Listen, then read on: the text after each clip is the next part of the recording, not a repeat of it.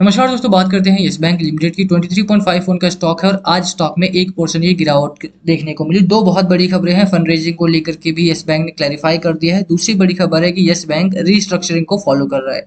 सभी जानते हैं कि यस बैंक में लगातार प्रॉब्लम्स चलती रहती हैं और उसी को सॉल्व करने की ना करने की वजह से आज स्टॉक यस बैंक का यह हाल हो चुका है कि 300 रुपए से गिर करके आज स्टॉक 23 रुपए पर है और कोई पूछ नहीं रहा है इसे। क्या रिस्ट्रक्चरिंग का पूरा प्लान है, इससे कितना बेनिफिट आपको मिल सकता है, क्या खरीदारी करनी है, क्या टारगेट लेकर के चलना है, मेन है कि अगर आप खरीदारी करने उतर रहे हैं क्या टारगेट आपको फॉलो करना चाहिए, इसकी भी चर्चा यहाँ पर करेंगे। चलिए स्टार्ट करते हैं इस वीडियो को। और उससे पहले अगर आप चैनल पे नए हो तो प्लीज चैनल को सब्सक्राइब कर दो, हिट दैट बेल आइकन ताकि आपको नोटिफिकेशन मिल सके। चलिए स्टार्ट करते हैं। फर्स्ट ऑफ ऑल देखिए, बात बाजार की भी कर लेते हैं क्योंकि आज स्टॉक में गिरावट हुई है और गिरावट के पीछे का जो मेन रीजन रहा है वो मार्केट को फॉलो कर रहा है। ऐसा कोई इंटरनली प्रॉब्लम नहीं है। आज 1% गिरावट कोई बहुत बड़ी फॉल भी नहीं है यहाँ पे, तो घबराने वाली बात नहीं है। मार्केट को अगर आप देखेंगे तो मार्केट को ही फॉलो किया है, बाजार को ही फॉलो किया है यस बैंक ने भी। निफ्टी 50 में अगर आप देखें सॉरी तो एक अच्छी रैली देखने को मिली, बट वहीं पर अगर आप बाकी इंडेक्सेस को देखेंगे तो गिरावट का माहौल रहा। निफ्टी नेक्स्ट 50 में भी गिरावट रही है, निफ्टी मिड कैप में भी भारी गिरावट देखने को मिली है। ओवरऑल अगर आप देखेंगे साइडवेज का मार्केट इन तीनों ही इंडेक्सेस के लिए रहा। निफ्टी बैंक में भी अगर आप देखें तो कोई बहुत बड़ी रैली यहाँ पर भी नहीं आई है। साइडवेज का मोमेंटम यहाँ पर भी रहा। जो बड़ी स्टॉक है, जो लार्ज कैप कंपनीज है यानी कि निफ्टी 50 वाली जो कंपनीज है, यहाँ पर एक अच्छी रैली आएगी और आ भी रही है। यहाँ पर अगर अभी के लिए अगर आप देखें तो यहाँ पर आप देख सकते हैं कि 76.76% के आसपास की रैली यहाँ पर है, यानी 181 पॉइंट्स के आसपास का उछाल आज के दिन में निफ्टी 50 में रहा। बाजार अच्छा है, बड़े स्टॉक्स के लिए अच्छा है क्योंकि इस पॉइंट पर अगर आप देखें तो छोटे स्टॉक्स में लोग प्रॉफिट बुक कर रहे हैं, बड़े स्टॉक्स में लोग निवेश बढ़ा रहे हैं क्योंकि उनको लगता है कि पॉलिटिकल स्टेबिलिटी आने वाले टाइम में कम हो सकती है। इसी वजह से इस पॉइंट पर तो कम से कम बड़े स्टॉक्स में निवेश ज्यादा है, तो घबराने वाली बात नहीं है। अगर आपने यस बैंक में निवेश किया है और आज आपका स्टॉक 1% गिरा है, 1% कोई बहुत बड़ी गिरावट नहीं है क्योंकि स्टॉक अच्छा है, कंपनी अच्छी है, रिस्ट्रक्चरिंग को फॉलो करे तो लंबे समय में आपको अच्छा प्रॉफिट यहाँ पर मिल सकता है। अब बात करते हैं कि रिस्ट्रक्चरिंग की जरूरत पड़ क्यों रही है कंपनी को। यहाँ पर अगर आप देखेंगे तो 9,000 करोड़ के आसपास का रेवेन्यू इस क्वार्टर में रहा कंपनी का। उससे पहले 8100 करोड़ का रहा, उससे पहले 7900 करोड़ का था। तो लगातार यहाँ से आप देख सकते हैं कि कंपनी का जो रेवेन्यू है वो बढ़ रहा है। ठीक है, 6300, 5900, 5800, 5600, 5400 लगातार। अगर आप सितंबर क्वार्टर से भी देखें 2021 के मार्च 2024 के क्वार्टर तक, तो यहाँ पर लगातार आपको ग्रोथ देखने को मिल रही है, कहीं भी ऐसा डिप नहीं है आपका, है ना। लगातार ग्रोथ है यहाँ पे। अब साथ में बात करें मार्जिन की तो मार्जिन भी एक तार बना हुआ है, 12-12.5% का मार्जिन है यहाँ पे। वो मार्जिन में थोड़ा बहुत वोलेटिलिटी जरूर देखने को मिली है, बट ओवरऑल अगर आप रेवेन्यू की बात करें तो रेवेन्यू आपका ठीक ठाक चल रहा है। वहीं पर अगर आप बात करें कि ठीक है भैया नेट प्रॉफिट की बात करो, आप प्रॉफिटेबिलिटी कंपनी में है या नहीं है, तो प्रॉफिट में डिप ज्यादा देखने को मिलता है। प्रॉफिट में अगर आप देखेंगे तो कहीं ना कहीं 450 करोड़ का प्रॉफिट इस क्वार्टर में था, उससे पहले तो 250 करोड़ के आसपास का प्रॉफिट था, उससे पहले 225 करोड़ के आसपास था, उससे पहले बढ़ा था 350 करोड़ के आसपास का। तो कहीं ना कहीं प्रॉफिटेबिलिटी में भी थोड़ा सा कम है कंपनी। बैंकिंग सेक्टर में उतना खर्च नहीं होता, आप सभी जानते हैं, फंड मैनेज करना होता है, यहाँ पर मार्जिन ज्यादा रहता है। आप एचडीएफसी बैंक को देखें, आईसीआईसी बैंक को देखें, वहां पर मार्जिन 30% 40% तक भी पहुंचा है। यस बैंक में वो सीन नहीं है।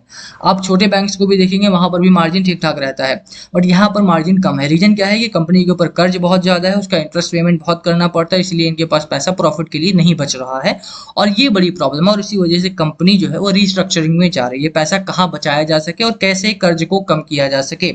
यही कारण है कि लगातार अगर आप देखेंगे तो कंपनी स्ट्रगल करती हुई दिखाई देती है, बट प्रॉब्लम्स अब यहाँ पर सॉल्व होती हुई दिखाई दे रही हैं।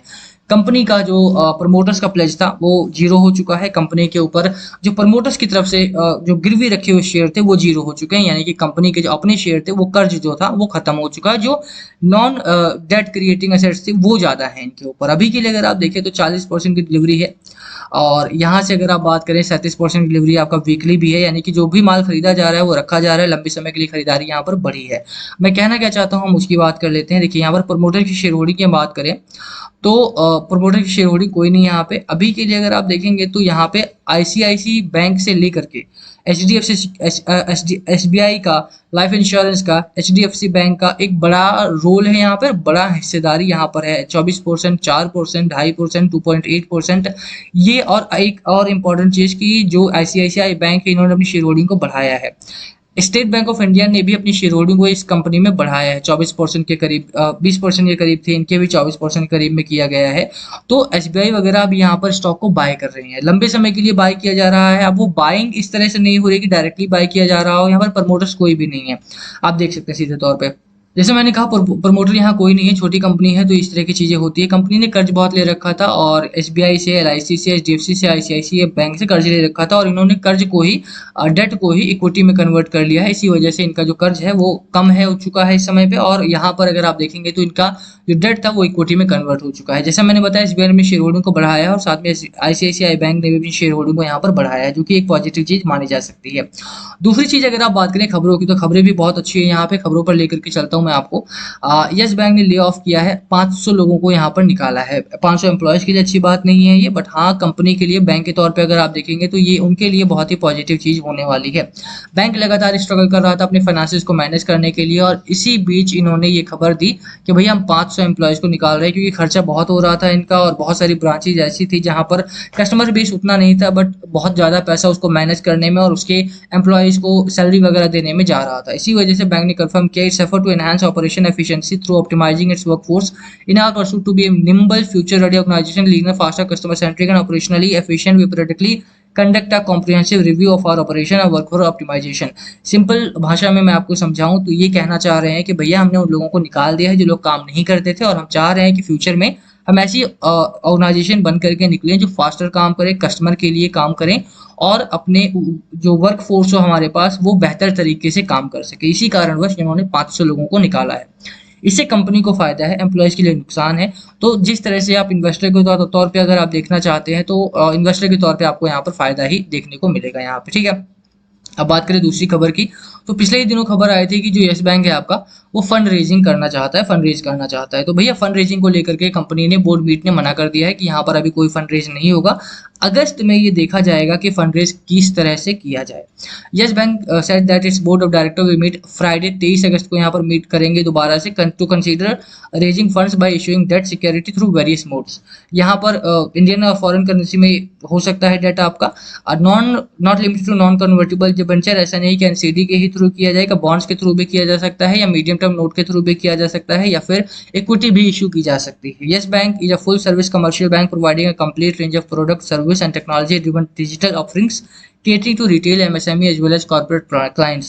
तो ओवरऑल इन्होंने मना कर दिया कि फंड रेजिंग अभी के लिए नहीं होगी। अभी जो इंटरनली इश्यूज हैं उसको सॉल्व किया जाएगा, जैसे कि इन्होंने अभी एम्प्लॉयज को निकाला है और साथ साथ ही ब्रांचेज में बहुत सारी प्रॉब्लम्स इनके चल रही हैं। बहुत सारी ब्रांचेज में उतना कस्टमर बेस नहीं है जितना उनको मैनेज करने में पैसा दिया जाता है। इसी वजह से ब्रांचेज को भी क्लोज करने की बात चल रही है बहुत सारी।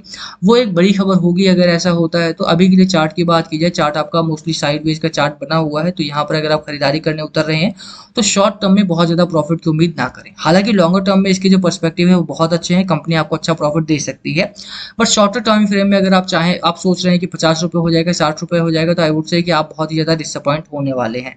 कंपनी अच्छी है, बेहतर काम कर रही है, बट दैट डजंट मीन कि आपको यहाँ पर 1 महीने में 2 महीने में ही आप करोड़पति बन जाएंगे। आपको रुकना पड़ेगा, कंपनी बहुत बेहतर काम कर रही है और ये निकल के भी आएगी। यस बैंक बहुत ही बेहतरीन बैंक निकल के आएगा, बट उसके लिए आपको वेट करना पड़ेगा। यहाँ पर आप एक रेंज बन चुकी है, आप देख सकते हैं इसी बीच में ये काम कर रहा है। रेंज ब्रेकआउट मिलता भी है तो वो दोबारा से गिरावट होती है। 25 रुपए का ब्रेकआउट करता है आपका तो ये 30 रुपीज तक के टारगेट आपको स्टॉक में देखने को मिल जाएंगे। खबरें पॉजिटिव आ रही हैं, उसका इम्पैक्ट आपको आने वाले दिनों में देखने को मिलेगा। जैसा मैंने बोला, शॉर्ट टर्म का स्टॉक नहीं है, मीडियम टू लॉन्ग टर्म अगर आप लेकर के चलते हैं तो यहाँ पर आपका पैसा बनेगा।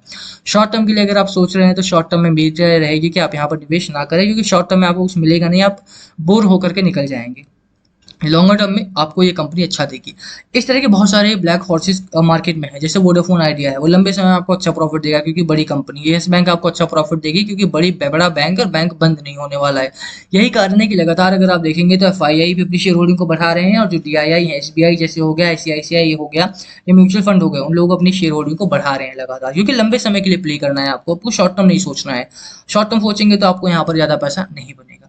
ओवरऑल हम वीडियो को यहीं खत्म करेंगे। लास्ट कॉल हमेशा आपका होना चाहिए। क्या है आपकी स्ट्रैटेजी स्टॉक को लेकर के, प्लीज कमेंट करके शेयर करना। वीडियो को यहीं खत्म करते, पसंद आए तो लाइक करना, चैनल पे नए हो सब्सक्राइब किए बिना मत जाना। Thank you for watching NS. Please comment below अगर पूछना हो तो। Thank you.